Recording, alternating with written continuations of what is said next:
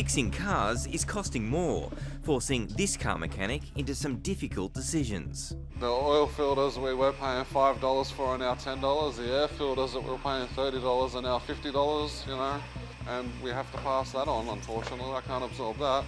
Sean Marnie says the war in the Middle East has hit home, and it's seen his business costs surge.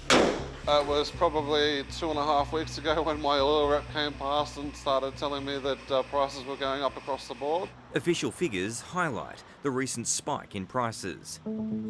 Inflation jumped 1.1% in March and 4.6% for the year, which is the highest it's been since September 2023. A big contributor was fuel, up 32.8% in March alone, the strongest monthly increase since the start of the data series in 2017. On average, petrol rose 33% to 228 cents a litre. Premium unleaded was up 30%, while diesel jumped 41% to 256 cents per litre. Australians were also hit with higher electricity prices as energy rebates were used up.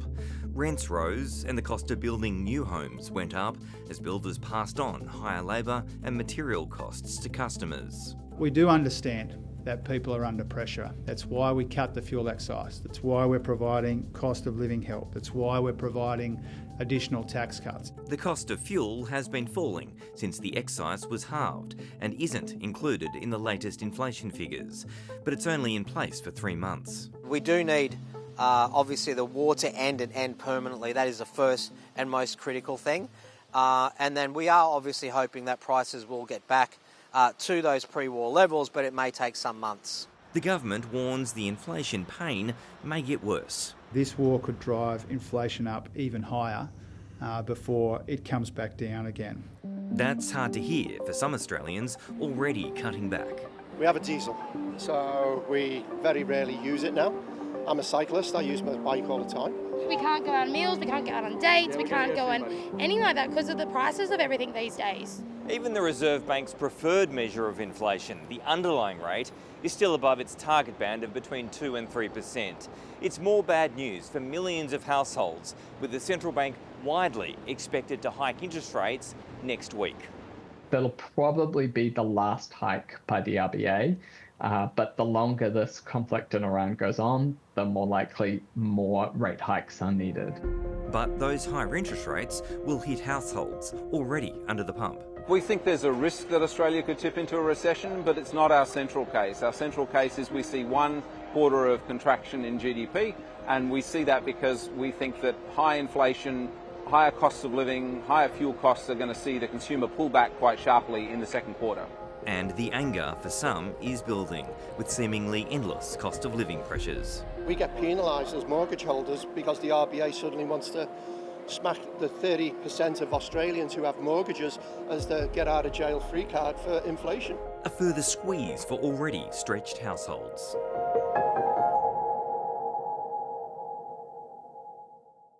The March CPI rounds out the year's first quarter print for inflation, with the quarterly series and especially the trimmed mean measure largely looking through volatile items such as fuel, and it's the data point favoured by the Reserve Bank when setting interest rates. For more, AMP's Deputy Chief Economist Diana Messina joins me. Welcome. If we looked really hard to find some good news, would it be that the quarterly trim mean measure did come in slightly under the RBA's forecast? I think it is good news because the Reserve Bank itself was expecting the quarterly trim mean to be 0.9% over the quarter, and it came in at 0.8%. If we look at the past 3 quarterly numbers, we had trim in the September quarter of 1%, then we had 0.9% in the December quarter, now we've got 0.8% in the March quarter. So as things stand before the war in the Middle East, actually we had been seeing that trim mean inflation was peaking, which is good news. But with rising fuel costs now being passed through to the prices of everyday staples, by how much do you expect that underlying trimmed mean measure will jump in the second quarter? So in the second quarter, we think that annual growth will be more like 3.8% in the trim mean. So it's about 0.4, maybe 0.3 percentage points above where it would have been if the war never erupted. So it is a bit of an increase, but I guess it's not that significant, although this is assuming that oil prices start to stabilise in the next few weeks, basically. Because if we don't get the resumption of oil coming through the Strait of Hormuz, the world economy will be in a much bigger problem than it is right now. The RBA hiked by 25 basis points in the past 2 meetings, and some argue that the elevated fuel prices are doing the work of another interest rate rise for the RBA. Do you believe the RBA will hike next week? I think the RBA will hike next week, and the main reason is basically that inflation was already a problem before the war started, and that's why we saw the February rate rise. And I do think that the war is adding this additional flow-on effect to inflation that the RBA desperately wants to avoid.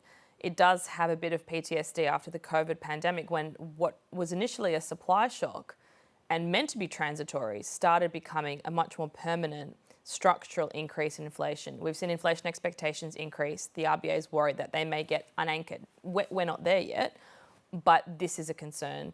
And I think we can't rule out the possibility of another rate rise later down the track, maybe in August. It's not a done deal, but we have to think of that as a possibility.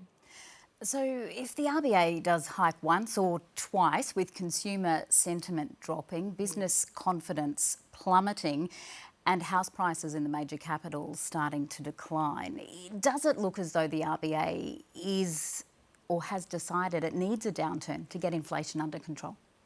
Hopefully not. I don't think we'll necessarily need to go down that path, but it's a risk, I suppose. We've had 2 rate hikes and the increase in petrol prices, the 30% increase to fuel, petrol and diesel.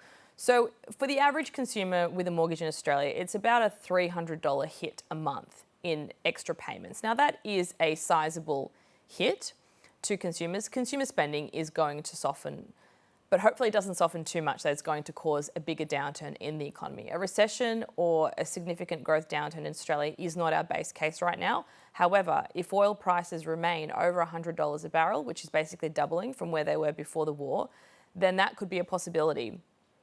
You've already said that we could see yet another interest rate hike beyond next week. That would take the cash rate past 4.35%, which was the peak of the last cycle. Where could it end? How much higher could the RBA take the rate? Well, our base case for now is that the cash rate could peak at 4.6% if we get another 2 hikes from here. I think if we get the cash rate above that, Australia will be in more of a problem, because we know consumers are sensitive to variable interest rate increases, because a lot of consumers borrow on variable rates in Australia. We had that period during COVID where a lot of people were taking out fixed rates, and those have now rolled off. So if we get rates towards 5%, we could be in for more of a problem in the economy. But we're not there yet, and hopefully we don't have to get there. The labour market is still in really good shape. The unemployment rate is low at 4.3%.